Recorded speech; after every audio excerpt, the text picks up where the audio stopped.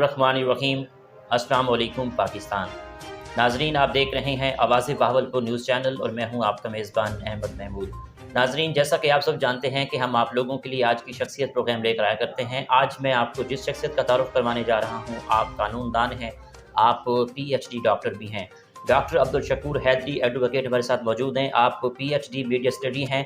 इसके अलावा आप finance district secretary lodhra bar association है। तो आज हम इनसे बात करेंगे PhD का आपका थीसिस किस हवाले से था और बार और बेंच के ताल्लुक को कैसे बेहतर कर सकते हैं, लोधरा बार में क्या मसाइल हैं। तो आइए डॉक्टर अब्दुल शकूर हैदरी साहब से गुफ्तगू करते हैं। अस्सलाम वालेकुम सर। वालेकुम सलाम व रहमतुल्लाहि व बरकातहू। बहुत शुक्रिया मेहरबानी, आप तशरीफ़ लाए। आपका बहुत शुक्रिया, आज जानने को हमें मिलेगा। सर, आप ये बताइए कि आपने अपनी इब्तदाई तालीम कहाँ से हासिल की, आपका तालीमी सफ़र कैसे रहा? बुनियादी तौर पे मैं एक देहाती बैकग्राउंड का आदमी हूँ। मेरी पूरी तालीम के दौरान मैं देहात से, आज भी मैं अपने गांव से ही वकालत के लिए भी गांव से ही आया हूँ। सबसे पहले मैंने जो इब्तदाई तालीम हासिल की वो गवर्नमेंट हाई स्कूल वाही अली रही लोधरा से हासिल की।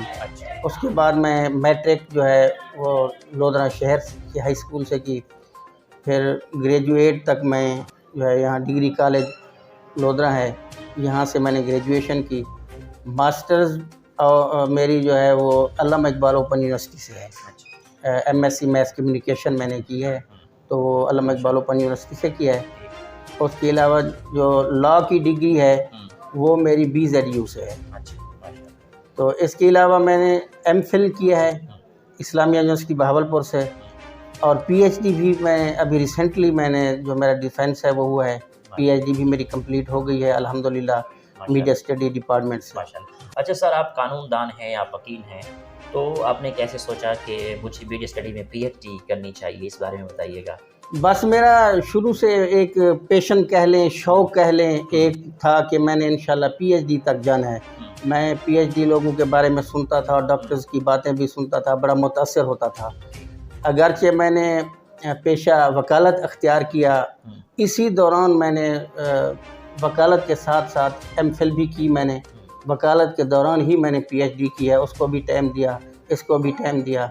मैनेज करना तो मुश्किल था, लेकिन बहरहाल काफ़ी तगोदौ के बाद, और फिर मैं देहात से ही आता जाता था। MPhil के दौरान भी क्लासेस देहात से, यूनिवर्सिटी से जो मेरा घर का सफ़र वो एक तरफा 57 किलोमीटर है, तो वो मैं रोज़ाना आता जाता था। ज़ाहिर फैमिली के पास भी जाना, तो इस हवाले से एक शौक़ था, उस शौक़ को मैंने पूरा किया है। ज़बरदस्त। सर, आपका PhD का अगर मौजू के हवाले से बात करें तो PhD में क्या मौजू था आपका? मैंने जो PhD का मौजू चुना ना अपने लिए, वो ऐसा चुना कि थोड़ा सा मेरा एक NGO के हवाले से भी बैकग्राउंड है। लीगल वेलफेयर सोसाइटी लोधरा का मैं प्रेसिडेंट हूँ, बानी भी हूँ, प्रेसिडेंट भी हूँ, 2010 से काम कर रही है। जो मेरी NGO है ऑर्गेनाइजेशन, वो बच्चों और ख़वातीन के राइट्स के हवाले से है। तो उस हवाले से मैंने ऐसा मौजू चुना जो मीडिया के हवाले से भी हो, राइट्स के हवाले से भी हो, कानूनदान में हूँ, इस शोबे को भी फोकस करे।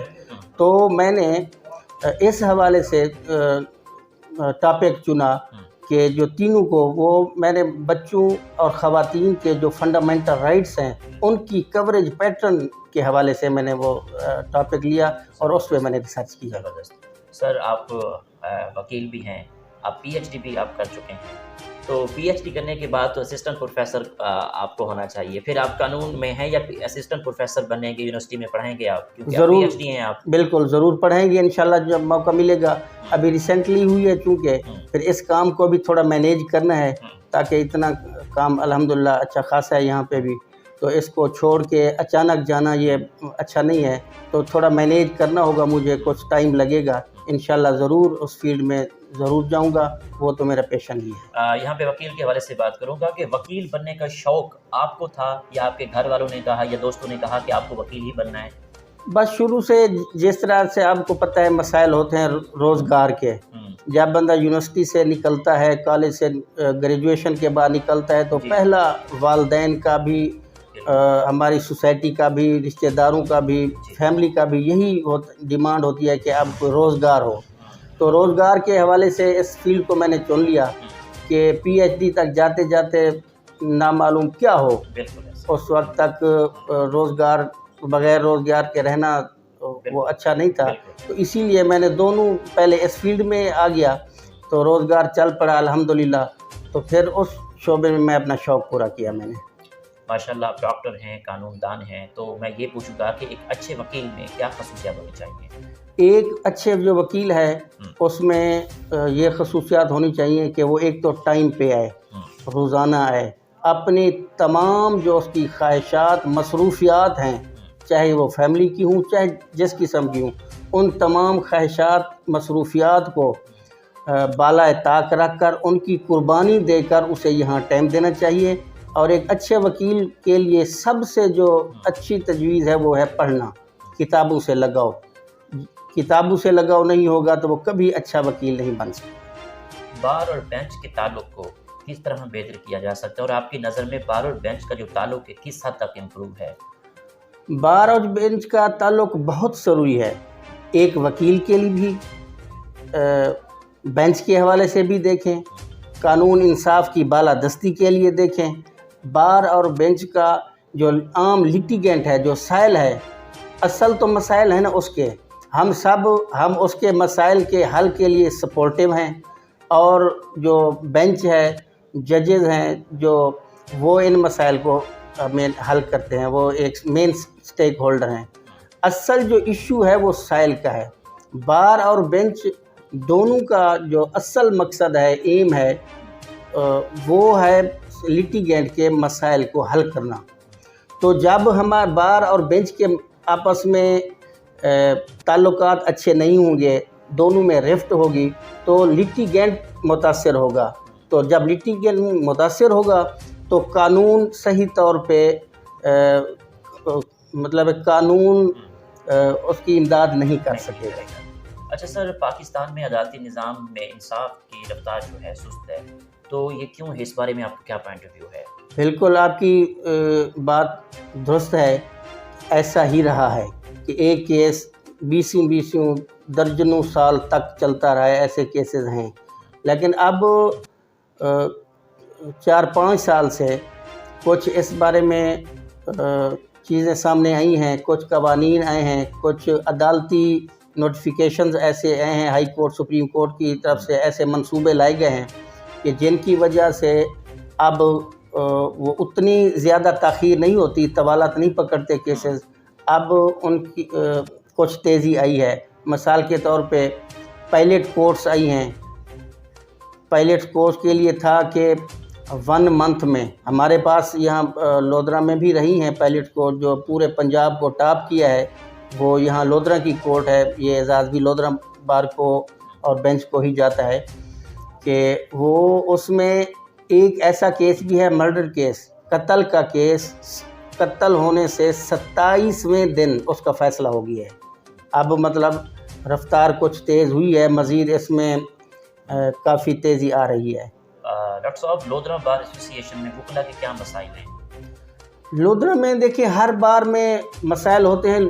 ہم یہاں پہ شفٹ ہوئے تھے 2009 میں اس جگہ پہ. پہلے یہ عدالتیں کورٹ ایریا شہر میں تھا.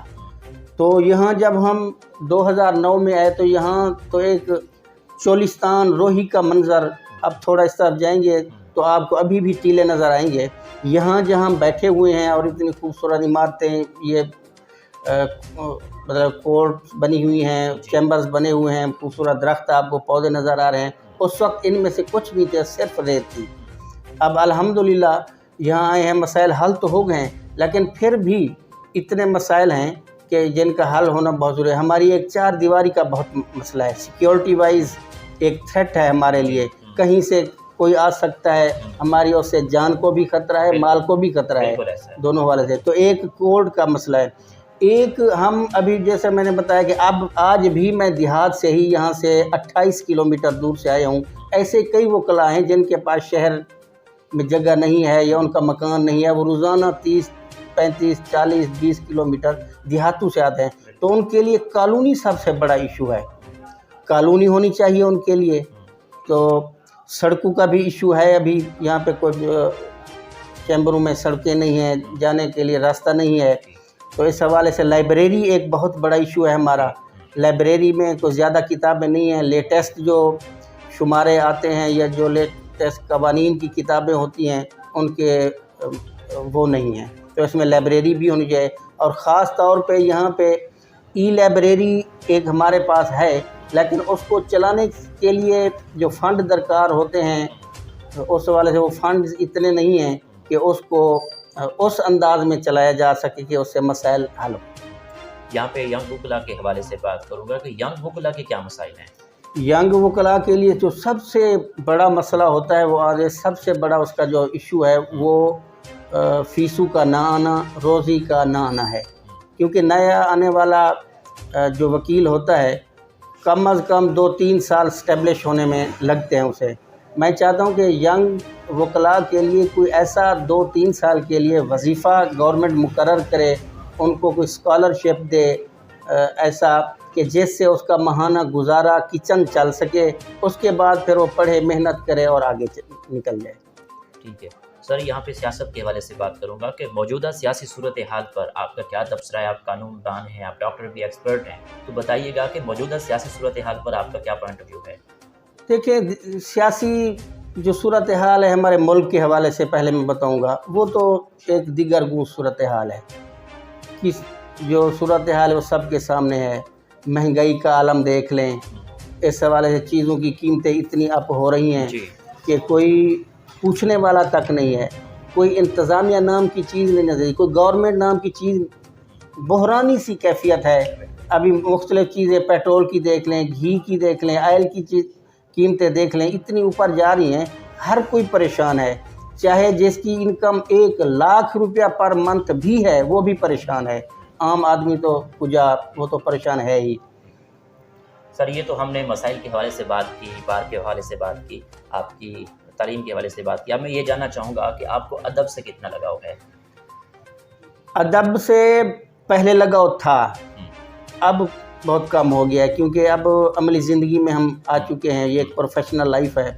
اب ادب میں BA تک کچھ زیادہ لگاؤ تھا. ادبی محافل میں بھی جاتے تھے کچھ، بلکہ لکھنے لکھانے کا بھی کافی شوق تھا. لکھنے لکھانے والا جو اخبارات میں نثر کے حوالے سے ہے وہ تو اب بھی شوق پورا کر رہے ہیں، کیونکہ ہماری ڈگری بھی ایسی ہے.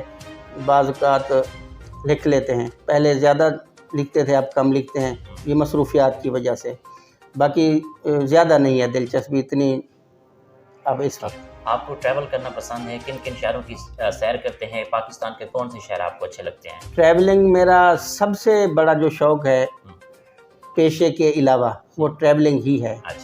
میں تو اتنی ٹریولنگ کرتا ہوں کہ گوادر سے اگر لودھرا پہنچا ہوں، آگے سے مجھے موقع مل جائے کہ ابھی گلگت جانا ہے تو میں تیار ہو جاؤں گا. اتنا شوق ہے. میں نے سوات، کمراٹ، چترال، کیلاش، یہ سارے مری وغیرہ شمالی علاقہ جا تقریباً دیکھے ہوئے ہیں. ایون بلوچستان کے کچھ شہر ہیں وہ بھی دیکھے ہوئے ہیں، سندھ، کراچی، اور یہ تو عام سی بات ہے. آپ کا فیوریٹ شہر کون سا ہے؟ فیوریٹ شہر میرا اسلام آباد ہے. اسلام آباد ہے، صحیح ہے. اگر اس کے بعد نیکسٹ پوچھیں گے تو وہ بہاولپور ہے. بہاولپور کے بارے میں کیا تاثرات ہیں آپ؟ بہاولپور بہت خوبصورت شہر ہے. ایک تو کشادہ شہر ہے، سڑکیں کھلی ہیں، بہت خوبصورت ہے، گرینری ہے، پلانٹیشن ہے، یونیورسٹی، مطلب جو سہولیات لاہور، اسلام آباد یا بڑے شہروں میں ہیں الحمدللہ وہ بہاولپور میں بھی موجود ہیں. اور دیکھنے میں لوکیشن وائز اور خاص طور پہ جو اس کی ہسٹری ہے، اس کے میوزیم ہیں، اس کے محلات ہیں نوابوں کے، خاص طور پہ پرانے قلعے ہیں، وہ قابل دید ہیں. اور ہر وقت دل کرتا ہے کہ کم از کم ہفتے میں ایک دفعہ ایک پوائنٹ ضرور دیکھا جائے. آپ کی آئیڈیل پرسنالٹی کون ہے؟ آئیڈیل پرسنالٹی تو بحیثیت مسلمان حضور پاک صلی اللہ علیہ وسلم ہی ہیں. تو قائد اعظم کی محنت، اور خاص طور پہ جو پیشے کے اعتبار سے وہ لائر ہی تھے اور پروفیشنل وکیل تھے، ان کو میں زیادہ لائک کرتا ہوں ان کے بعد. ٹھیک ہے، آخر میں اپنے دوستوں کو، وکلا برادری کو آپ کا کیا پیغام ہے؟ میرا وکلا برادری کو، دوستوں کو اور ینگ لائرز کو یہی پیغام ہے کہ وہ محنت کریں. جیسے قائد اعظم رحمۃ اللہ علیہ نے فرمایا تھا، کام کام اور کام. کتابوں سے لگاؤ رکھیں، محنت کریں، کوئی کیس آتا ہے اس میں دل لگا کے دل جمی سے کام کریں اور کیس کو بڑی محنت سے پریزنٹ کریں تاکہ جو آپ کے پاس آپ کا سائل آیا ہے اس کو انصاف مل سکے۔ بہت شکریہ، آپ سے بات کر کے بہت اچھا لگا۔ تھینک یو ویری مچ جناب نواز۔ جی تو ناظرین، آپ نے آج کی شخصیت پروگرام سنا، اسی کے ساتھ احمد محمود کو اجازت دیجیے، ایک نئے پروگرام میں ملاقات ہوگی۔ اللہ حافظ، اللہ نگہبان، پاکستان زندہ باد۔